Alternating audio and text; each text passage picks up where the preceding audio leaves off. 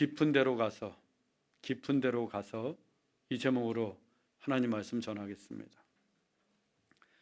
이 사람이 생각하는 것이 신중하고 가볍지 않으며 일정한 수준 이상일 때 생각이 깊다 혹은 사려가 깊다고 합니다. 또 눈동자가 짙고 그윽해서 무엇이든 그 눈에 담을 수 있다고 느껴질 때 눈이 깊은 사람, 눈동자가 깊은 사람이라고 합니다. 그리고 마음 씀씀이가 넉넉하고 세심하게 배려하는 사람을 속이 깊다고 하고, 배움과 학문의 성취가 높을 때 학문이 깊다고 합니다. 반면에 아는 지식이 변변치 못하고 부족할 때 식견이 얕다고 합니다. 또 생각 없이 반응하고 즉각적으로 대응하는 사람을 가리켜 생각이 얕다고 합니다. 인간관계도 깊이 맺는 사람이 있는가 하면 얕게 맺는 사람이 있습니다. 품행과 말투에도 깊이와 무게가 있는 사람이 있고 얕고 경박한 사람이 있습니다. 누군가의 말 한마디를 내 심중에 깊이 새기는 사람이 있는 반면에 얕게 새겨서 한 번 듣고 곧 잊어버리는 사람도 있습니다. 여러분은 어떤 사람입니까? 깊은 사람입니까? 얕은 사람입니까? 설교를 마음에 깊이 담아두십니까? 아니면 얕게 새겨서 예배당 문을 열고 나갈 때 곧 잊어버리십니까? 물에도 깊은 물이 있고 얕은 물이 있습니다. 한밤중은 깊은 밤이라고 하고 초저녁은 얕은 밤이라고 부릅니다. 믿음도 깊은 믿음이 있고 얕은 믿음이 있습니다. 그래서 예배, 말씀, 기도 생활 등 신앙생활도 깊이 있고 진중하게 하는 사람이 있는가 하면 얕게 띄엄띄엄 기분 내키는 대로 하는 사람들도 많습니다. 중요한 것은 깊은 것이 얕은 것보다 낫고 또 깊은 것이 얕은 것보다 진실하며 그리고 깊은 것이 얕은 것보다 좋은 의미를 지니고 있다는 것입니다. 그렇다면 우리도 생각을 깊이 하고 사려가 깊고 마음 씀씀이도 깊고 지식도 깊고 인간관계도 깊은 사람이 되어야 합니다. 깊은 것이 얕은 것보다 더 낫고 더 진실하며 더 좋은 의미를 지니고 있기 때문입니다. 특히나 믿음은 깊은 믿음을 소유해야 합니다. 우리의 신앙은 깊어야 합니다. 우리의 믿음이 깊어야 하나님의 역사도 크게 나타나기 때문입니다. 오늘의 본문도 우리에게 깊은 믿음을 요청하고 있습니다. 누가복음 5장은 예수님의 사역의 새로운 챕터가 시작되는 장입니다. 4장까지는 예수님이 홀로 사역을 행하셨지만 5장에서부터는 베드로를 비롯한 예수님의 제자들이 본격적으로 등장하고 있기 때문입니다. 본문 1절로 2절입니다. 무리가 몰려와서 하나님의 말씀을 들을새 예수는 게네사렛 호숫가에 서서 호숫가에 배 두 척이 있는 것을 보시니 어부들은 배에서 나와서 그물을 씻는지라. 예수님이 게네사렛 호숫가에 계실 때 무리들이 몰려왔고 예수님은 그들에게 하나님의 말씀을 전하셨습니다. 이 게네사렛 호수는 갈릴리 바다의 다른 이름입니다. 신약 성경에는 갈릴리 바다를 다양한 호칭으로 부르고 있는데 갈릴리 바다 또는 그냥 바다라고 하기도 하고 디베랴 호수 또는 게네사렛 호수라고도 합니다. 그런데 갈릴리 바다는 엄밀하게 말하면 바다가 아니라 호수입니다. 다만 그 폭이 13km, 길이가 21km, 또 깊이가 46m나 되는 거대한 호수였기에 바다로 불렸던 것입니다. 이 갈릴리 바다를 디베랴 호수로도 불렀는데 이는 로마의 황제 디베리우스의 이름을 본따 붙인 이름이었습니다. 당시 유대를 다스리던 분봉왕 헤롯이 로마의 황제 디베리우스에게 잘 보이기 위해서 이름을 디베라 호수로 바꾸어 부른 것입니다. 그리고 오늘의 본문처럼 게네사렛 호수로도 불렀는데 갈릴리 바다가 게네사렛 평지 그 땅을 끼고 있어서 붙여진 이름이었습니다. 게네사렛의 뜻은 풍요롭다는 뜻입니다. 풍요롭다. 그래서 게네사렛 호수하면 풍요로운 호수, 즉 물고기가 많이 잡히는 호수를 뜻했습니다. 그 게네사렛 호수에 배가 두 척이 있었는데 어부들이 다 배에서 나와서 그물을 씻고 있었습니다. 이것은 어부들이 낚시를 끝내고 그물을 정리하며 하루의 일과를 다 마쳤음을 보여줍니다. 그때 예수님이 한 배에 오르셨습니다. 본문 3절입니다. 예수께서 한 배에 오르시니 그 배는 시몬의 배라.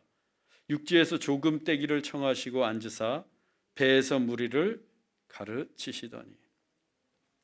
예수님이 오르신 배는 시몬의 배, 베드로의 배였습니다. 예수님은 베드로에게 배를 육지에서 조금 떼어 놓으라고 청하시고는 배에 앉아서 무리들을 가르치셨습니다. 이 갈릴리 바다는 그 지형이 움푹 파이고 해수면보다 200m나 낮아서 마치 계단이 있는 큰 원형극장 같은 형태를 띠고 있었습니다. 그래서 물 위에 배에서 말을 하게 되면 공명을 일으키며 해변까지 또렷하게 들렸습니다. 예수님은 몰려든 무리들이 너무 많아서 그들에게 하나님의 말씀을 더욱 또렷하게 전하시기 위해 갈릴리 바다 배 위에서 설교하셨던 것입니다. 그 장면을 머릿속에 한번 떠올려 보십시오. 지금 많은 무리들이 해변가에 모여 있습니다. 예수님은 바다 위에 배를 띄워놓고 그 위에 앉아 하나님의 말씀을 전하고 계십니다. 그날 갈릴리 해변은 교회였고 바다 위 배는 훌륭한 강대상이 되었습니다. 참으로 근사한 풍경입니다. 전원교회도 이런 교회가 없습니다. 언제 우리 교회도 이런 멋진 곳에서 야외 예배를 드렸으면 합니다. 이어서 예수님은 베드로에게 아주 의미심장한 말씀을 하십니다. 본문 4절입니다. 말씀을 마치시고 시몬에게 이르시되 깊은 데로 가서 그물을 내려 고기를 잡으라. 말씀을 다 마치신 예수님께서 시몬 베드로에게 이르시기를 깊은 데로 가서 그물을 내려 고기를 잡으라고 하십니다. 베드로는 이미 고기잡이를 끝내고 그물까지 다 씻었습니다. 하루 일과를 마쳤습니다. 그런데 예수님이 다시 고기 잡으러 가자고 하십니다. 그것도 깊은 데로 가서 그물을 내리라고 하십니다. 여러분, 주부들이 제일 싫어할 때가 언제인 줄 아십니까? 가족들이 식사를 다 마치고 설거지까지 끝냈는데 뒤늦게 들어온 남편이 눈치도 없이 밥 달라고 할 때입니다. 학교 다닐 때 제일 싫어했던 친구는 수업이 끝나는 종이 울리고 있는데 선생님 질문 있는데요 하는 친구였어요. 이런 친구는 학생도 싫어하고 선생님도 싫어하셨습니다. 회사원이 제일 싫어하는 사람은 퇴근 시간이 다 되어서 가방까지 다 정리했는데 갑자기 회의하자고 하거나 일을 맡기는 상사입니다. 그러면 어부들이 제일 싫어하는 사람은 누구이겠습니까? 그물까지 다 씻었는데 다시 고기 잡으러 가자는 사람입니다. 예수님이 지금 어부들이 제일 싫어하는 말씀을 하신 겁니다. 게다가 깊은 데로 가서 그물을 내리라고 하십니다. 이건 갈릴리의 어부들이 들을 때 갈릴리 바다의 특성에 대해 전혀 모르고 하신 말씀이었습니다. 왜냐하면 갈릴리 바다는 깊은 곳에는 물고기가 없었기 때문입니다. 적어도 갈릴리 바다에서만큼은 얕은 곳으로 가야 물고기가 있습니다. 물고기들의 먹이가 되는 플랑크톤이 주로 얕은 곳에서 서식하고 있었기 때문입니다. 따라서 갈릴리 바다에서 그물을 내리려면 무조건 얕은 데에 내려야 했습니다. 또 갈릴리 바다는 밤 낚시를 해야 합니다. 갈릴리의 물때는 밤이었기 때문입니다. 밤에 그물을 던져야 물고기를 얻을 수 있습니다. 해가 뜨는 아침에는 물고기가 잡히지 않아요. 그런데 예수님이 깊은 데로 가자고 하신 때는 밤이 새고 난 아침이었습니다. 이 또한 갈릴리 바다를 모르고 하시는 이야기였어요. 즉 나사렛 목수 출신인 예수님이 갈릴리에서 태어나 갈릴리에서 자라고 갈릴리 어부로 잔뼈가 굵은 베드로에게 하실 말씀은 아니었다는 것입니다. 하지만 예수님이 깊은 데로 가라 라고 하신 말씀은 단순히 낚시를 하라는 말씀이 아니었습니다. 예수님이 하신 말씀의 초점은 그물에 있는 것이 아니라 깊은 데에 있었기 때문입니다. 깊은 데로 가라, 이 말씀은 한마디로 믿음의 질문이었습니다. 예수님은 지금 베드로에게 깊은 믿음을 요청하고 계신 것입니다. 어부로서의 상식과 경험을 믿는 것이 아니라 예수님의 말씀을 믿는, 예수님의 말씀을 의지하는 깊은 믿음을 가져야 한다고 도전하시는 것입니다. 그 도전에 베드로가 어떻게 반응을 했습니까? 본문 5절 상반절입니다. 시몬이 대답하여 이르되 선생님, 우리들이 밤이 새도록 수고하였으되 잡은 것이 없지만. 베드로는 우리가 밤새도록 그물을 던졌지만 잡은 것이 없다고 합니다.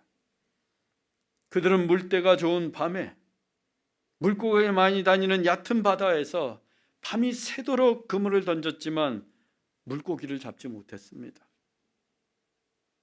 분명 게네사렛 풍요로운 바다였고 때와 장소 등 낚시하기에 최적의 조건이었음에도 불구하고 베드로는 단 한 마리의 물고기도 잡을 수가 없었습니다.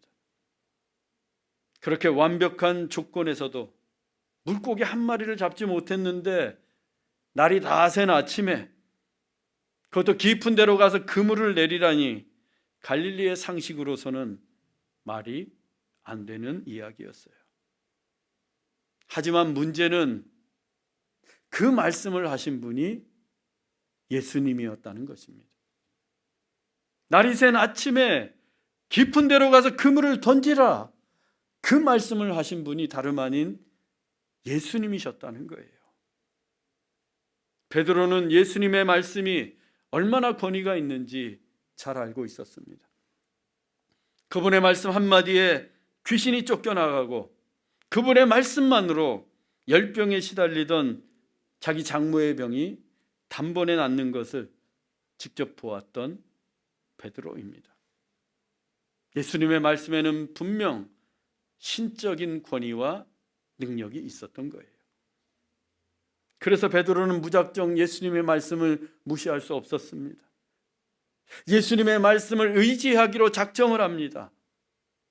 비록 어부의 상식과 다르고 갈릴리 바다의 형편과 다르다고 해도 말씀에 의지하여 깊은 믿음의 바다로 나아갑니다.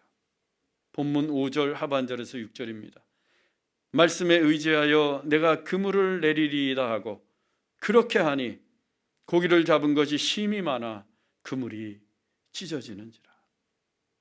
베드로는 예수님의 말씀에 의지하여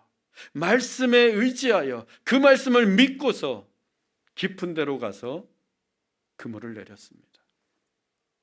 이미 깨끗이 씻어서 정리해둔 그물이었지만 그 그물을 다시 펴고 그때가 낚시하기에 좋은 밤이 아니라 아침이었지만 또 물고기가 많이 잡히는 얕은 데가 아니라 깊은 데였지만 베드로는 말씀에 의지하여 그물을 내렸습니다. 깊은 데로 가서 그물을 내리는 것이 갈릴리의 상식과 다르고 어부로서의 오랜 경험과도 달랐지만 지금 베드로는 오직 주의 말씀에 의지하여 그물을 내립니다.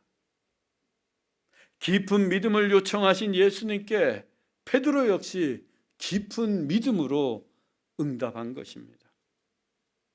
그 결과가 어떠했습니까? 고기를 잡은 것이 심이 많아 그물이 찢어지는지라.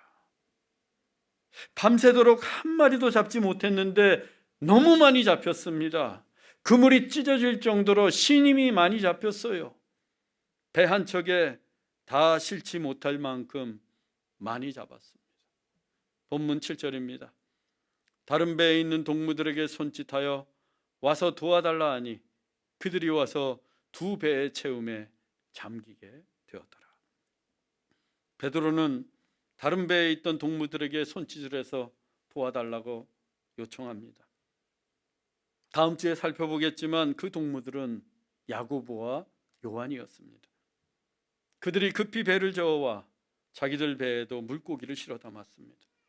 베드로의 배와 그들의 배에 물고기를 가득 채웠는데 그 양이 얼마나 많았던지 만선을 넘어 배가 바다에 잠길 정도가 되었습니다.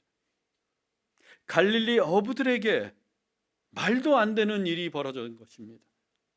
일평생 어부로 살면서 단 한 번도 경험해 본 적이 없는, 어부들의 상식으로는 도무지 설명이 불가능한 놀라운 기적이 일어났습니다. 이 한 번의 사건으로 베드로, 야고보, 요한은 예수님의 제자가 됩니다. 예수님의 12제자의 3인방이 바로 이 베드로, 야고보, 요한이었습니다. 그만큼 강렬한 경험이었어요. 어떻게 이 같은 놀라운 기적과 엄청난 일이 일어날 수 있었습니까? 무엇 때문이었습니까? 깊은 데로 가서, 깊은 데로 갔기 때문입니다. 주의 말씀에 의지하여 깊은 데로 갔기 때문입니다.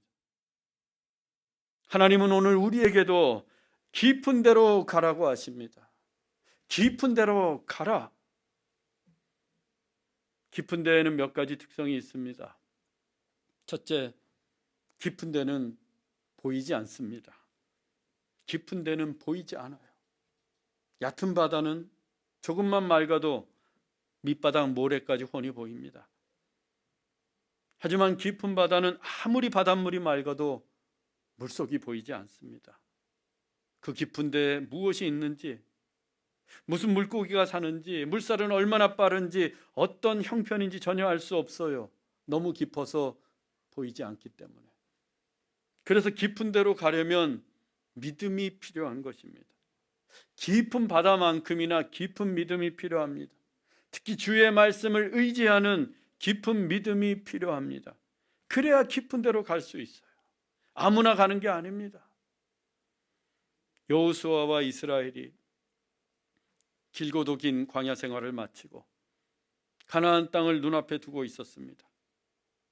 이제 요단강만 건너가게 되면 젖과 꿀이 흐르는 가나안 땅에 들어가게 됩니다. 그런데 이스라엘이 요단강에 도착했을 때가 언제인가?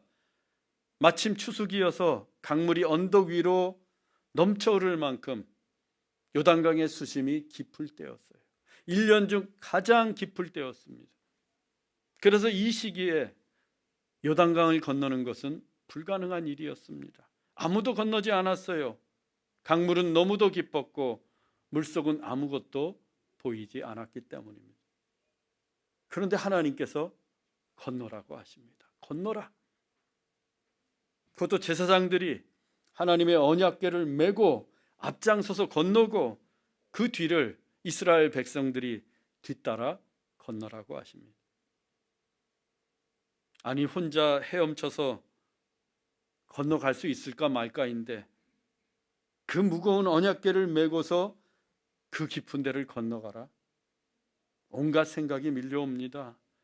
당장에 물에 빠질 텐데, 깊은 물속에 벗개가 떠내려가면 보이지 않아서 건질 수도 없을 텐데, 아니 내 한 목숨이나 건질 수 있을까?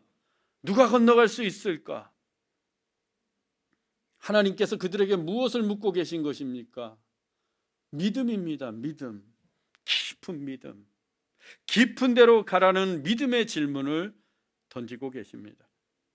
즉, 나를 믿고 요단강을 건너라. 나만 믿고 깊은 데로 가서 발을 내밀어라 라고 말씀하시는 것입니다. 도저히 건널 수 없는 그때에. 그런데 여호수아가 어떻게 합니까? 그 말씀을 믿었습니다. 여호수아는 하나님을 믿고 제사장과 이스라엘 백성들에게 명령을 내립니다. 건너라. 하나님을 믿고 하나님의 말씀을 의지하여 건너가자. 그리고 제사장들이 언약궤를 메고 제일 먼저 그 깊은 요단강에 발을 내밀었습니다. 여호수아 3장 15절에서 17절입니다. 궤를 맨 제사장들의 발이 물가에 잠기자 곧 흘러내리던 물은 끊어지매 제사장들은 요단 가운데 마른 땅에 굳게 섰고 모든 이스라엘은 그 마른 땅으로 건너갔더라. 궤를 맨 제사장들이 자기들의 발을 깊은 데로 내밀었습니다. 두 발 다 내밀었습니다. 그러면 빠져야 하는데, 빠지는 게 상식인데 제사장들이 그 발을 내밀자마자 곧 흘러내리던 물이 끊어졌습니다. 제사장들이 깊은 데로 발을 내밀자 곧 물이 멈춘 것입니다. 그리고 동시에 요단강 전체가 마른 땅이 되었습니다. 요단강 한가운데까지 다 말라버렸습니다. 특히 여기에서 마른 땅은 먼지가 날릴 정도의 마른 땅이라고 했습니다. 그 마른 땅으로 모든 이스라엘 백성들이 흙먼지를 날리며 건너갔습니다. 홍해의 기적 때에도 말씀을 드린 적이 있지만 이 강이나 바다의 물은 다 퍼내도 그 밑바닥은 물기로 흥건합니다. 갯벌이 되거나 축축합니다. 물이 빠졌다고 해서 당장에 강바닥이 마른 땅으로 변하지 않아요. 그런데 주의 말씀에 의지하여 깊은 데로 가서 발을 내밀자 요단강의 바닥이 흙먼지가 풀풀 날리는 마른 땅이 되었습니다. 여러분, 깊은 데는 보이지 않습니다. 깊은 데는 미지의 세계요 두려움의 세계입니다. 하지만 주의 말씀에 의지하여 깊은 데로 가면 넘쳐 흐르던 물이 끊어지고 강바닥이 마른 땅이 되고 심이 많은 물고기가 잡히는 놀라운 기적을 보게 됩니다. 그래서 우리는 깊은 데로 가야 합니다. 두 번째, 깊은 데는 사람과 세상으로부터 멀리 떨어진 곳입니다. 사람과 세상으로부터 멀리 떨어진 곳입니다. 얕은 바다는 해변에서 가까워 많은 사람들이 찾습니다. 어른들도 찾고 어린 아이들도 쉽게 찾는 바다가 얕은 바다입니다. 얕을수록 더 많은 사람들이 몰려옵니다. 그래서 물고기를 잡아도 몇 마리 못 잡아요. 경쟁이 치열해서 잡는 사람이 많기 때문에. 하지만 깊은 데로 가면 어떻습니까? 사람이 없습니다. 또 큰 물고기들은 깊은 바다에서만 삽니다. 그들을 만나려면 깊은 데로 가야 합니다. 여러분, 스노클링 해보셨습니까? 그 묘미가 대단합니다. 해변에 서 있기만 하면 바닷속이 얼마나 아름다운지 몰라요. 그저 파도 치는 것만 보일 뿐입니다. 그런데 물안경을 끼고 바닷속으로 들어가면, 깊이 들어가면 들어갈수록 놀라운 세계가 펼쳐집니다. 이름도 알 수 없는 크고 작은 물고기들과 형형색색의 산호초들과 기이한 암석들로 그걸 보는 순간 황홀한 지경에 빠지게 됩니다. 우리가 하나님을 황홀하게 만나려면 세상과 떨어져 있어야 합니다. 사람들로부터 멀리 떨어져 있는 시간이 필요합니다. 사람들이 찾지 않는 깊은 데로 가서 하나님을 만나야 합니다. 그때 얕은 물에서는 볼 수 없는 놀라운 하나님의 세계가 펼쳐집니다. 다윗, 세례 요한, 바울 등 그 믿음의 용사들의 공통점이 있습니다. 그들은 모두 광야 그 깊은 데로 가서 하나님을 만났습니다. 광야는 먹을 것도 없고 마실 물도 없는 정말 아무것도 없는 곳입니다. 그래서 버려진 땅이요, 사람들이 찾지 않는 깊은 황무지였습니다. 그런데 그 깊은 곳에서 그들은 하나님을 만났습니다. 그 깊은 곳에서 믿음을 회복했고 새 힘을 얻었고 사역의 능력을 얻을 수 있었습니다. 우리도 깊은 데로 가야 합니다. 내 믿음이 떨어졌다, 감사가 사라졌다, 신앙생활이 밋밋해졌다, 영혼이 메말라 간다 하면 무조건 깊은 데로 가야 합니다. 깊은 데로 가서 하나님을 만나고 깊은 하나님의 은혜를 경험해야 합니다. 그때 우리의 믿음이 회복되고 우리의 영성이 깊어지며 사명을 감당할 수 있는 성령의 능력을 얻게 됩니다. 세 번째, 깊은 데는 고요합니다. 깊은 곳이 고요합니다. 얕은 바다가 어떻습니까? 언제나 시끄럽습니다. 얕은 바다에서는 사람들이 먹고 마시고 놀고 떠드는 소리가 들립니다. 또 얕은 바다에서는 사람들끼리 욕망을 위해 경쟁하고 싸우고 고함치는 소리도 들립니다. 그리고 얕은 바다에서는 물결치는 파도 소리도 들리고 갈매기 우는 소리도 들리고 백고동 소리도 들립니다. 이렇듯 늘 시끄러운 곳이 얕은 바다입니다. 그렇게 시끄럽다 보니 얕은 곳에서는 하나님의 음성을 듣기가 어렵습니다. 세미하게 들려오는 하나님의 음성은 더더욱 듣기가 어렵습니다. 너무나 시끄러워서. 그래서 깊은 데로 가야 합니다. 깊은 데는 고요합니다. 깊은 곳일수록 더욱더 고요합니다. 그 깊은 데에는 세상의 소리, 사람의 소리가 들리지 않습니다. 파도 소리, 갈매기 소리도 들리지 않습니다. 깊은 데에서는 오직 하나님의 소리, 하나님의 음성만이 들려옵니다. 우리는 그 소리를 들어야 합니다. 우리에게 말씀하시는 하나님의 음성을 들어야 합니다. 그러기 위해서는 깊은 데로, 깊은 골방으로 들어가야 합니다. 마태복음 6장 6절입니다. 너는 기도할 때에 내 골방에 들어가 문을 닫고 은밀한 중에 계신 내 아버지께 기도하라. 은밀한 중에 보시는 내 아버지께서 갚으시리라. 우리는 홀로 고독하게 하나님을 만나는 시간이 있어야 합니다. 때로 다니면서 하나님을 만나는 게 아니라, 그것도 필요하겠지만 내가 혼자 외롭게 고독하게 하나님을 독대하는 시간이 있어야 합니다. 깊은 골방으로 들어가서 세상과 사람으로 통하는 문을 닫고 은밀하게 하나님께 기도하며 하나님을 찾아야 합니다. 그때 은밀한 중에 우리를 보시는 하나님께서 응답해 주시고 세미한 음성으로 말씀해 주십니다. 여러분은 요즘 하나님과 독대하십니까? 깊은 골방에서 하나님을 홀로 만나고 계십니까? 깊고 고요한 중에 은밀하게 말씀하시는 세미한 하나님의 음성을 듣고 계십니까? 이 시간이 없다면 우리는 제대로 신앙생활하는 게 아닙니다. 깊은 골방에 들어가지 않는다면 얕은 데서 밤새도록 허탕만 치는 어부신세만 될 뿐입니다.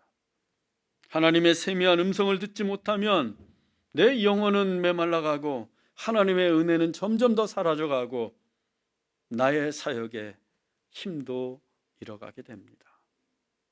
외롭고 지루하고 귀찮더라도 반드시 깊은 데로 가야 합니다. 깊은 골방에 들어가 세상으로 통하는 문을 닫고 하나님을 만나야 합니다. 그러면 세미한 음성이 들려옵니다. 하나님의 음성을 들을 수 있습니다. 얕은 데서는 결코 건져 올릴 수 없는 놀랍고 신비로운 하나님의 말씀을 듣게 됩니다. 사랑하는 형제자매 여러분, 우리 모두 깊은 데로 나아가십시다. 깊어서 보이지 않고 두렵고 멀고 고독하더라도 깊은 데로 나아가십시다. 오직 주의 말씀을 의지하여 깊은 데로 가서 그물을 내리십시다. 그래서 우리의 믿음의 그물에 하늘의 풍성한 축복과 하나님의 세미한 음성과 성령의 놀라운 능력이 심히 많이 역사하기를, 차고 넘치도록 역사하기를 주 예수 그리스도의 이름으로 축원합니다. 기도하겠습니다. 사랑의 하나님, 우리가 깊은 데로 가서 하나님을 만나기 원합니다.